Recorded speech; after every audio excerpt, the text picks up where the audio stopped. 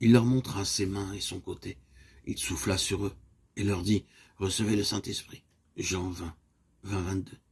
Christ nous a rachetés de la malédiction, ayant été fait malédiction pour nous, afin que nous puissions recevoir la promesse de l'Esprit. Galates 3, 13, 14.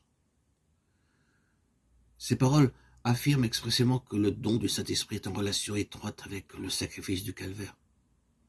Quelques jours avant de donner sa vie, le Seigneur avait annoncé à ses disciples qu'il leur enverrait le Saint-Esprit. « Je vous enverrai de la part du Père l'Esprit de vérité qui procède du Père. C'est lui qui rendra témoignage de moi. » Jean 15, 26. Le Saint-Esprit fut donc envoyé par le Fils racheté pour qu'il les préparât d'abord. Jean 14, 26. Pour qu'il rendisse témoignage ensuite. Il ne parlera pas de son chef, nous dit le Seigneur, mais communiquera la pensée du Père et du Fils à ceux qui lui sont confiés. Jean 16, 13, 14.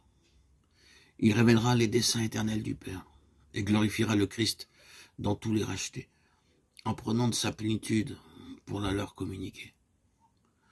Ce fut le jour même de sa résurrection que Jésus se présenta aux disciples réunis dans la chambre haute à Jérusalem, et, se tenant au milieu d'eux, qu'il souffla sur eux et dit « Recevez le Saint-Esprit » Jean 20, 19, 22. Après l'ascension, et lorsqu'il eut reçu du Père la promesse du Saint-Esprit, il en baptisa le petit groupe des disciples qui, dans l'oraison et d'un commun accord, attendaient l'accomplissement de la promesse.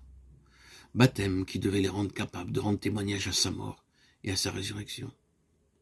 De quelle façon l'Esprit Saint guida les disciples?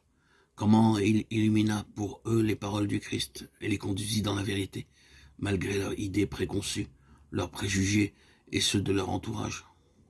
Comment il rendit témoignage au Christ et communiqua aux rachetés la pensée du Père et du Fils?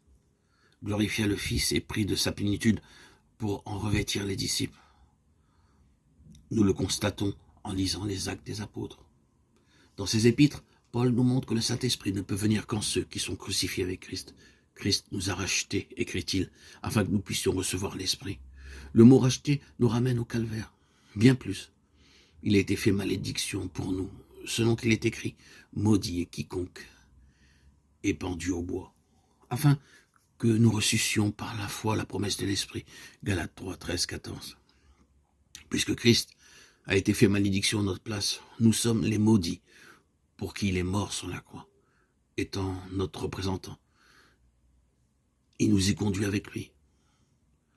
Que la malédiction de la croix soit associée à la promesse de l'Esprit nous dit assez clairement les conditions nécessaires à son action en nous. Effectivement, c'est lorsque nous réalisons que nous sommes sous le coup de la malédiction, que nous acceptons avec joie la bonne nouvelle du calvaire, et que crucifiés avec celui qui est mort pour nous, nous sommes prêts à recevoir le don du Saint-Esprit. La croix conduit l'Esprit, et l'Esprit nous ramène à la croix. C'est uniquement par la mort de Christ que l'âme peut recevoir l'Esprit, et c'est seulement par le Saint-Esprit ainsi reçu que le croyant peut s'unir de façon vivante à la mort de Christ.